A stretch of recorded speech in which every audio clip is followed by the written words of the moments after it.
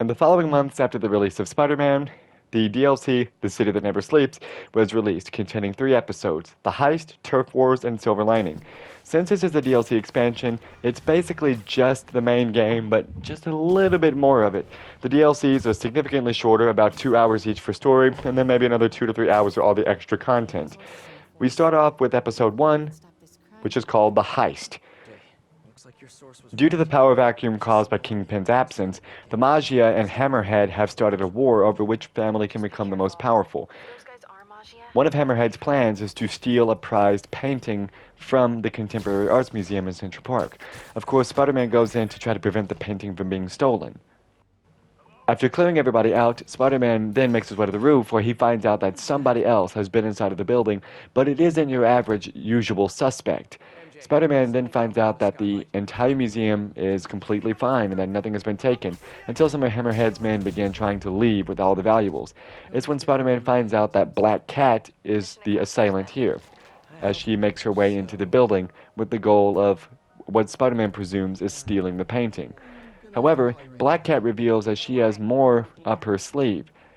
Spider-Man wonders why she's working with Hammerhead, and then Black Cat reveals that there's a flash drive on the inside of the painting that contains vital information, and Spider-Man wants to find out why Black Cat's working for Hammerhead and what the flash drive contains, and if it's that important. As Spider-Man saves a bunch of bad guys from their doom, he looks over and finds out that Black Cat has disappeared and that she is absolutely nowhere to be found. This begins his big hunt for Black Cat, and this sets up the rest of the story. I'm not going to delve too deep into combat in this because the combat is essentially the same. There are some new enemies, such as a machine gun heavy, I guess is what they're called, and then there are some other armored enemies later on in the story, and those armored enemies are basically the same as the dudes with the crowbar. They have armor, so you have to knock them up. But one thing I thought was really interesting about Chapter 1 was Spider-Man's various run-ins with Black Cat. I always found that to be the most intriguing and most interesting aspect. This is my favorite chapter out of the 3, and I really liked the dynamic between Spider-Man and Black Cat. Felicia Hardy, which is Black Cat's real name, is a former associate of Spider-Man, and apparently they were dating at one point, and they're kind of on and off, apparently. But now that Spider-Man's back with Mary Jane, he has to kind of sidetrack that for now. When it comes to side activities, you have the usual. Screwball replaces Taskmaster and the DLCs. There was a side mission in the base game in which you actually took down Screwball, but she's back in this game, and she gives you traversal challenges, combat challenges, bomb challenges, etc. Basically the same thing Taskmaster did, but Screwball is designed to be infinitely more annoying. But I really like the Screwball missions because Screwball is designed to be annoying, and that's what she is. So she's a very, very effective character from that perspective. Stealth challenges are also my favorite, if you're wondering, because I really like the idea of just taking out a whole bunch of dudes very, very quietly and not attracting any attention whatsoever. But outside of that, you also have the Hammerhead facilities, you have some of the Magia hideouts, and these are very similar to the Demon hideouts or the Wilson Fisk construction sites from the base game. It's basically the same. And you also have collectibles. In the first chapter, you have like the paintings that Felicia Hardy has stolen. And much like the base game, the collectibles in this game are not annoying, and they actually make sense in the context of the story. Another collectible I thought was very interesting were the recordings from Chapter 3, in which you later learn that Yuri Watanabe has taken justice into her own hands, and she most likely will become the Wraith in the later games, just like she did in the comic books.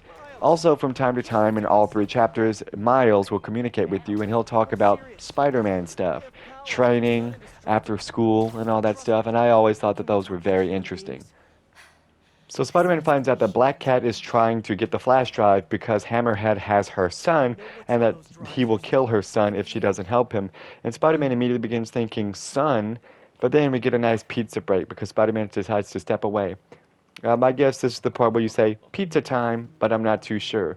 We also have a Mary Jane stealth section, wouldn't you believe it? This is the only chapter that has one, and there's only one stealth section in the game. But you do get a Mary Jane stealth section in the DLC, wouldn't you know it? So in the story, Spider-Man finds out that Black Cat apparently has a son and that she wants to keep her son alive by working with Hammerhead. Spider-Man believes her because she wouldn't be helping anybody unless she absolutely had to.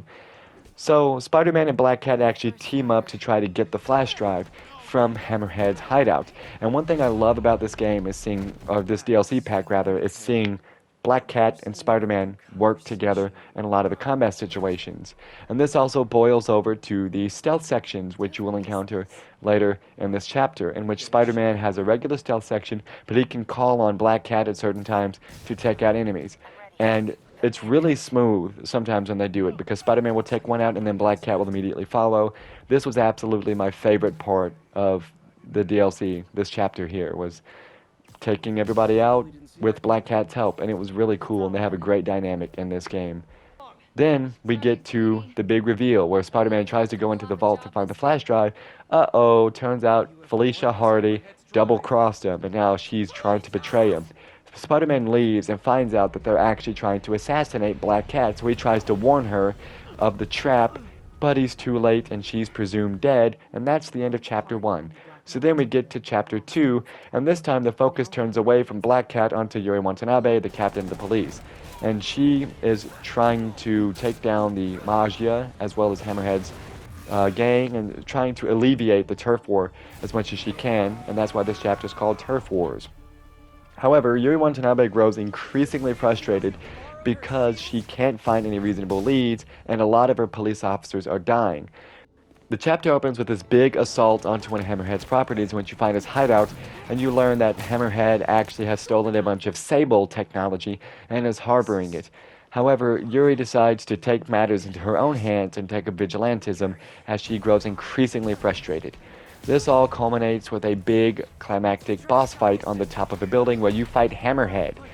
Hammerhead does make a return in the third chapter because he's the big villain of this DLC pack.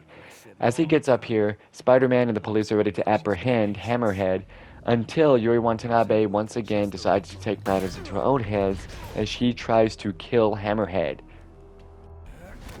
Just as she is about to pull the trigger and end Hammerhead permanently, Spider-Man pulls the gun away from her and prevents her from doing so, but she legitimately did kill Hammerhead. But he's not actually dead because he has a dude on the inside who's willing to pull him out. And this brings us to Chapter 3.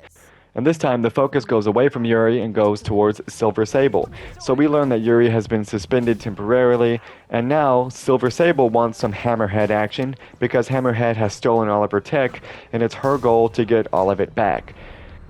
So now Silver Sable is actively trying to take down Hammerhead as well, and Spider-Man believes that if Sable were to help him take out Hammerhead, that they could actually succeed. So, you actually do fight Silver Sable at one point in this game, and that boss fight was pretty cool, but after you defeat Silver Sable, she actually tries to take some of her stuff back from Hammerhead that they took from her, and as a result, this builds a dynamic between Sable and Spider-Man where they begin working together to take down Hammerhead. And as I said, it shifts focus to different characters in each chapter. So then we get to some of the new enemies, and all the armored enemies show up in this one. So they have Sable technology, they have Sable armor, Sable shields, jetpacks, etc. But they're mostly the same as the enemies that came before. At one point, Spider-Man tries to get some intel by eavesdropping on the members of Hammerhead's gang, and we find that you can actually play as Peter Parker for a very brief period of time. I really wish that Insomniac could have added some sort of a Peter Parker skin in the open world, but whatever. And then, at one point, Hammerhead does this big giant attack on Sable. It's a trap, and Black Cat actually saves Spider-Man's life. So Black Cat isn't actually dead. She saves him and then gives him the hard drive, which contains all the information that he needs to know about taking down Hammerhead. However, they've also taken Silver Sable hostage, so Spider-Man has to physically go in and rescue her from being tortured, or even worse, under the hands of Hammerhead and his gang. So Spider-Man goes down into the sewers and rescues her, and this sets up the big final portion of the game. After Spider-Man breaks Sable out, he then prepares for a final battle against Hammerhead with the assist of Sable. And this is the big dramatic final boss of the game, is when you fight like an uber Hammerhead, if that makes sense. He's got a lot of armor, he's very strong, but I also thought his boss fight was very cool. But first, before you fight him, you have to prepare for the fight by giving Sable these almost like heat tracking lasers or something like that. It locks on. But just as they get ready, oh, here comes Hammerhead. Ready or not, here he is. So Hammerhead is quite simple. You just kind of damage him and then web him up, try to trap him. And then some of his enemies show up because this is a Spider-Man game, but every so often Sable will come in to assist you. and it's basically wash, rinse, and repeat. The boss fights were nothing too exciting in this segment of the game, but once Hammerhead is in a vulnerable position, Sable decides to just kamikaze the dude and send her jet straight into him, and this effectively defeats Hammerhead. After that, we get a very Terminator-esque scene of Hammerhead emerging from the flames, his head split open, the metal plate revealed, and he falls down to the ground, defeated, and Spider-Man and Sable successfully managed to defeat Hammerhead. And it seems as if the city that never sleeps perhaps is maybe sleeping right now, because Spider-Man and Sable just fly off into the distance. And now we get into some of the late game stuff in which Spider-Man and Miles have their first proper section together. This, of course, is a nice scene that shows the future of the franchise, where Spider-Man begins training Miles, begins teaching him the basics, whether it's combat or swinging, and most importantly, alleviating his fear of heights and stuff like that, and just making sure that he can become the next Spider-Man, which sets up the next game, Spider-Man Miles Morales. And there are some suits you can unlock. Each chapter has 3 suits for a total of 9. And these suits can be unlocked by completing challenges, getting the collectibles, the screwball challenges, the bases, stuff like that, the usual stuff in the base game. But overall, I thought that The City That Never Sleeps was a nice addition to the base game. My favorite part absolutely was Black Cat and her dynamic with Spider-Man. I also loved Yuri Watanabe becoming more of a vigilante as she grows increasingly frustrated and deciding to take matters into her own hands. And also Chapter 3 with Silver Sable trying to get her stuff back from Hammerhead and taking him down in the process. The City That Never Sleeps is a nice addition to the base game, and it doesn't overstay its welcome, and it's fun to play, and plus it's more Spider-Man. You can't go wrong with that.